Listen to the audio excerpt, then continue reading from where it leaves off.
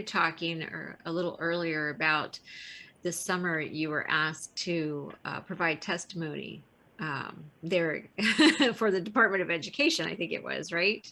Right. Yeah. So I'm curious, as you were sharing all of what you're exposed to on a daily basis, what was the response Mm, from the members of the department there? And yeah. what kinds of questions did you field, Hmm.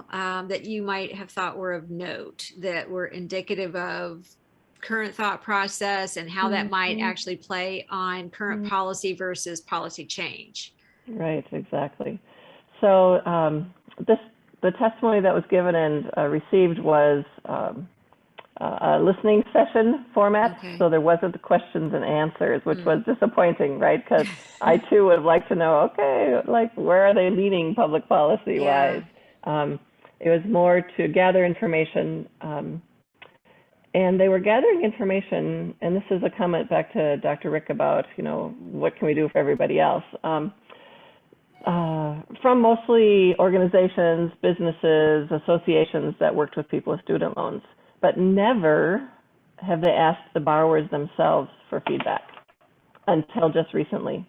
They just opened up a 90-day window. It's currently still open for individual borrowers, and I'm recommending all of our physician clients to take a minute and just give some feedback, because we know physicians often speak for themselves, but they also speak for their colleagues, their Sure. patients, their communities, right? And I think student loans, among other things, is a public policy issue, excuse me, Hmm. a public health issue. And that I think physicians are in a really good place to speak about it because they're so smart about their own student loan experience and then how it impacts, other people in the community. And so there is a time for right now for borrowers to give feedback to the administration and the Department of Education about what's working and what's not working about student loans. Historical time, never happened before. Now is the time. And so you can go to our website. We've got a link, navigatestudentloans.com. And I think the window is open until the end of, till this fall sometime. I don't remember exactly when it closes. So yeah, this would be a great time to tell your story. Absolutely. I guess I'm curious too, besides our program and your website, how is that information getting out to physicians who have loans?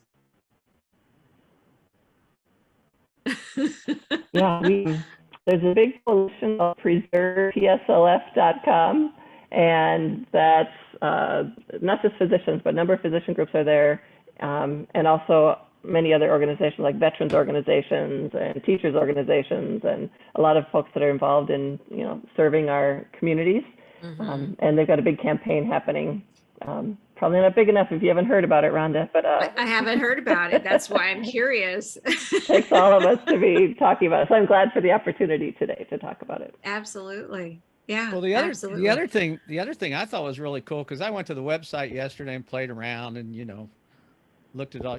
I saw your brother works there and all that kind of Yep. stuff, and so it was really cool. But one of the things I picked out that I thought was really neat was somebody might say, "Well, yeah, okay, this is really great, but I, how much does it cost and all that?" Mm-hmm. And I saw the thing. Well, for $1,000, that's what they put up, and if you don't get a savings, fine. It's like a what money back guarantee, so to speak. Totally. And the amount of savings was amazing. So I Yeah. thought, I go, good golly, I got to get up on the Yeah. treetops and yell about this one. Or it's, I mean, it should be to me. Yeah.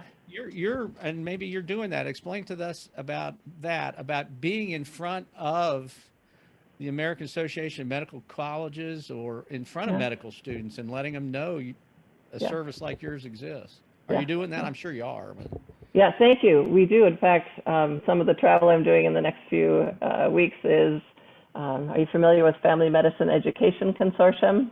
yeah, They're like a regional group of the AAFP. We were at AAFP National Conference a couple of weeks ago. It was virtual. But yeah, totally. We are doing whatever we can to make physicians know more about their student loan options and let them know there are groups like us available to help them.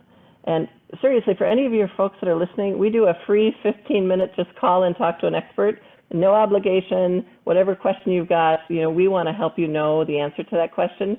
And I often say just call us for a checkup. Like most physicians have some kind of a student loan plan, either a haven't done anything plan, which is not a plan that I recommend, or some kind of strategy. And within 15 minutes, we can do just a quick, yep, you're on track, you've done everything you need to do, you're golden, off you go.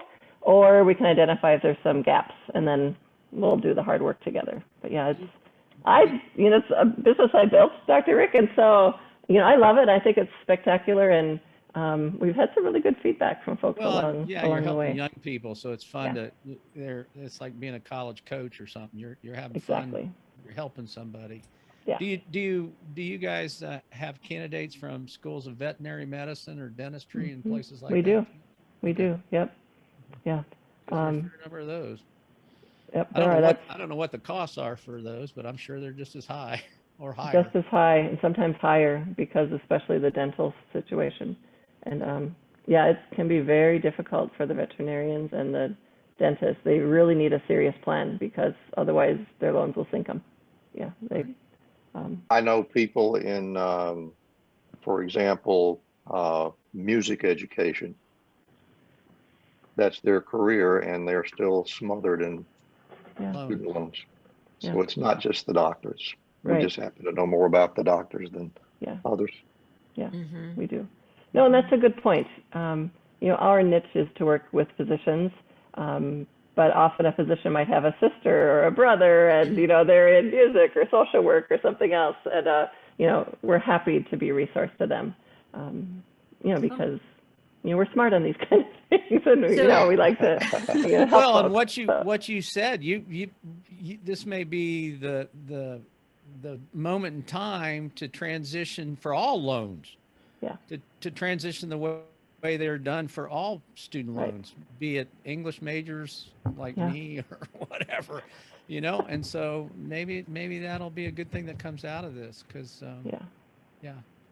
So I'm curious, we sound like we're all pro this extension here, all of us sitting here are all pro, but is there opposition to it? And if so, what is the opposition to having this extension?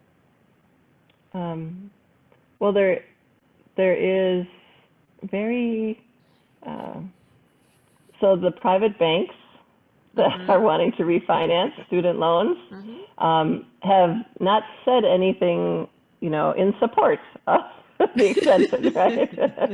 So there's nobody that's out there publicly stating opposition to it. However, what we do know is that,